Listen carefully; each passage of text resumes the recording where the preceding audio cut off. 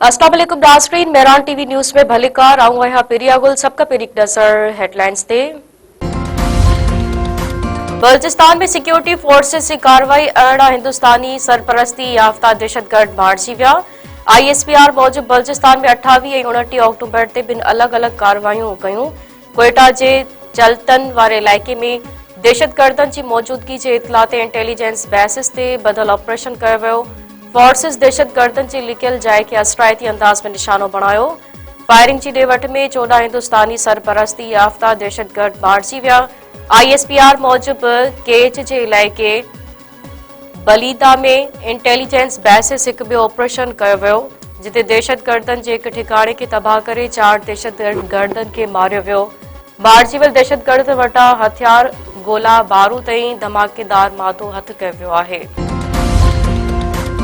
Stock exchange market में इस्तेकाम बरकरार, dollar वधीक सस्तो थी वियो। पाकिस्तान स्टॉक एक्सचेंज में ट्रेडिंग दौरान तेज़ी जो रुझान ॾिठो वियो। एक्सचेंज मार्केट में रुपए जे मुक़ाबले में डॉलर जे कदर में घटिताई आई आहे। कारोबारी हफ़्ते जे चौथे ॾींहुं स्टॉक मार्केट मुस्बत वापार सां शुरू थी। पहिरें सेशन जी शुरूआत में 100 इंडेक्स में 495 पॉइंटनि जो इज़ाफ़ो ॾिठो वियो, जंहिंखां पोइ इंडेक्स 1,58,960 पॉइंट्स ते पहुची वियो।